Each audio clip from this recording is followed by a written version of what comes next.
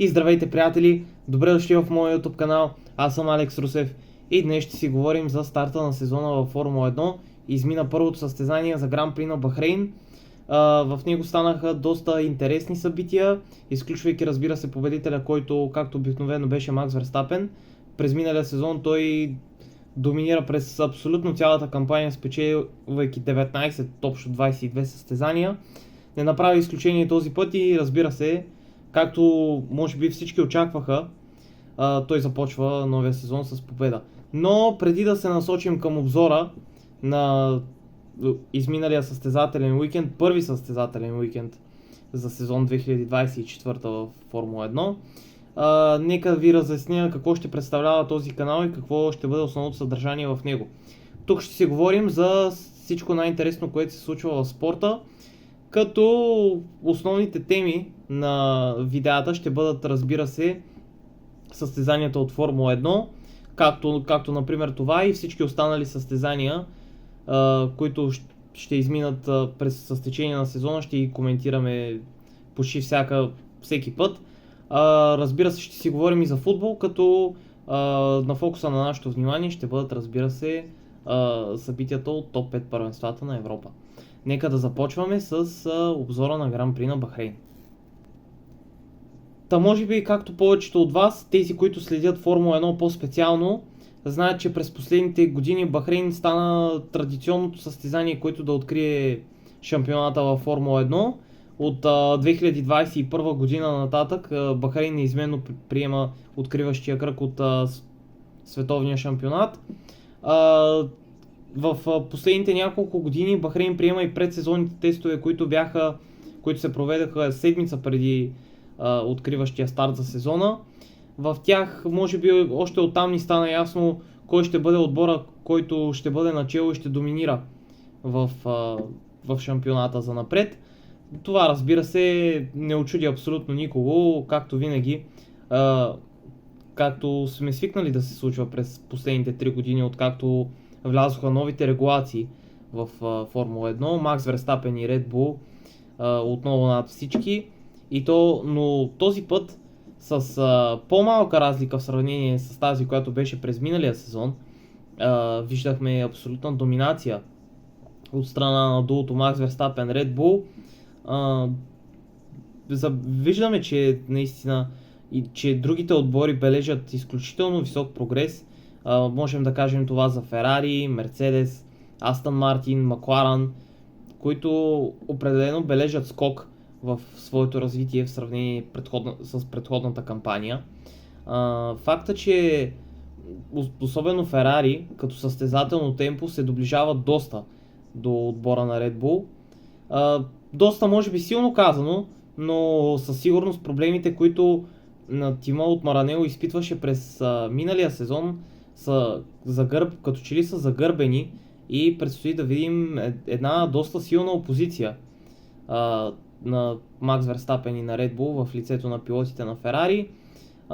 Шарл Леклер показа доста добро темпо в квалификацията и мнозина смятаха, че той би могъл да предизвика Макс Верстапен за победата. Уви, обаче това не се случи, тъй като Шарл изпитваше доста големи проблеми с управлението на автомобила, на няколко пъти изпусна спиранията за завой номер 1 и разбира се завой номер 10, който е един от най-трудните, ако не най-трудния в конфигурацията на пистата в Бахрейн.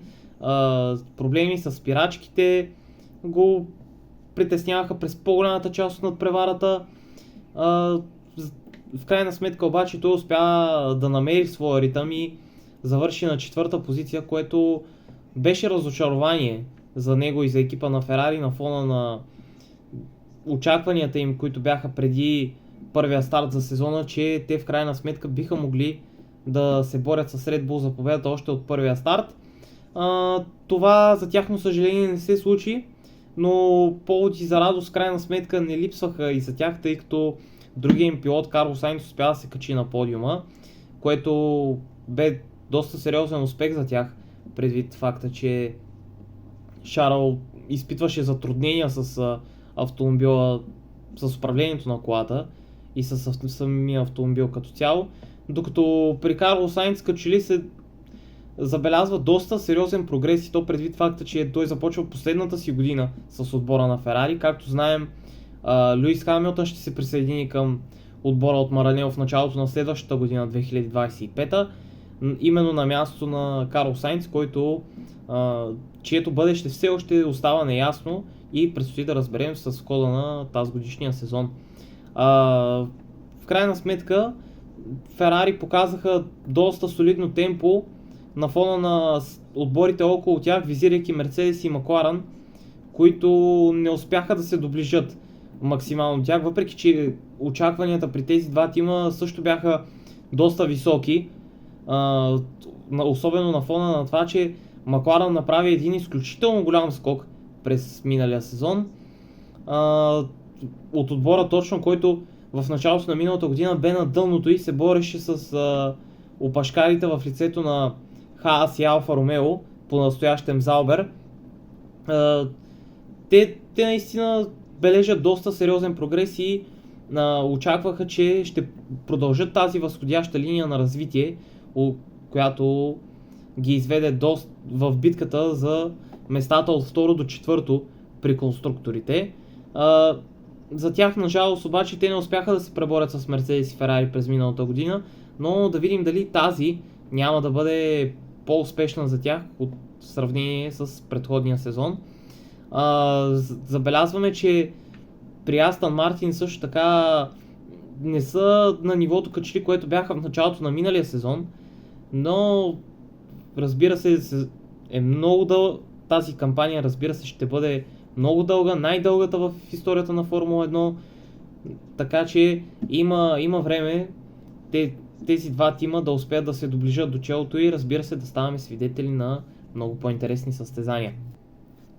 Доколкото до самия уикенд, той започна определено с доста криене на темпо, като специалисти в тази област определено се оказаха отново Red Bull, които действаха като че ли не толкова в търсене на скорост в една обиколка, а на продължително темпо в дълга серия от обиколки и се стараеха до някаква степен да оптимизират представянето на своя автомобил за неделното състезание.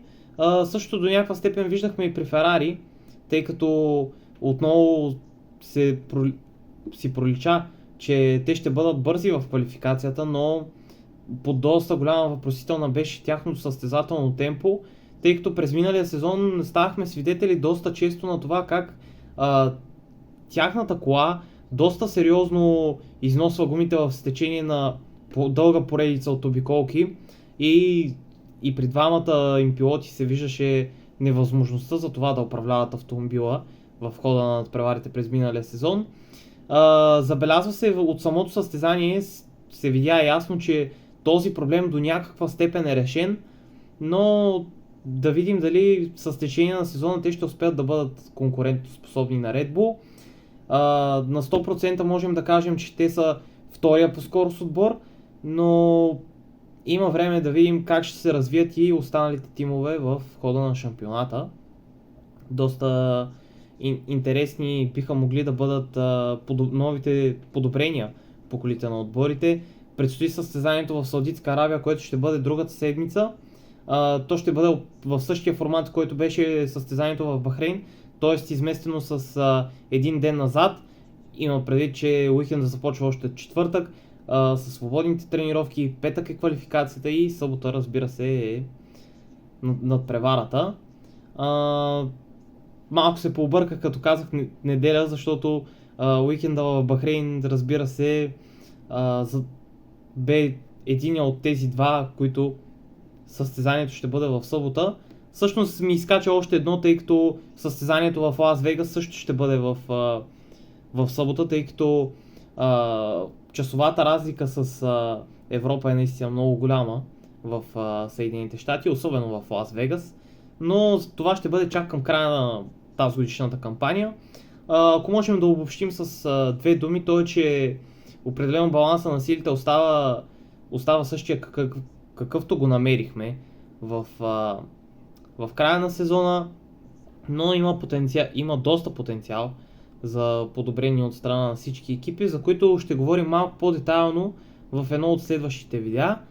като ще засегнем, разбира се, и разочарованието на сезона до този момент. Трудно можем да направим това определение, тъй като е изминало само едно състезание, но определено темпото в един екип от Франция, визирам Алпин естествено, е наистина потресаващо и формата, в който се намира този тим, е изключително тежка и слаба. Да видим как ще успеят да развият своя автомобил и дали ще успеят в крайна сметка да прокопсат, ако не е до челото, то поне до средата на колоната, тъй като се борят с незавидните тимове на Хаас и на Заубер. Не включвам Уилямс в това число, тъй като Уилямс наистина бележат доста сериозен прогрес и то с течение на години, на няколко години. Те бавно, но в крайна сметка сигурно успяват да се изкачат до там, където е тяхното място в шампионата. Това ще бъде от това видео, приятели. Съжалявам, ако съм малко по-хаотичен в мисълта си, като за първо видео се старая да бъда максимално подробен от това, което видях. Разказвам своите впечатления от самото състезание. Разбира се, ако на вас нещо ви е направило впечатление в него, може да напишете коментар и да изразите своето мнение. Ще се радвам на това и ако може да обсъждаме, разбира се, интересни неща, свързани с спорта, ще ви бъда много благодарен. Това беше за това видео, приятели.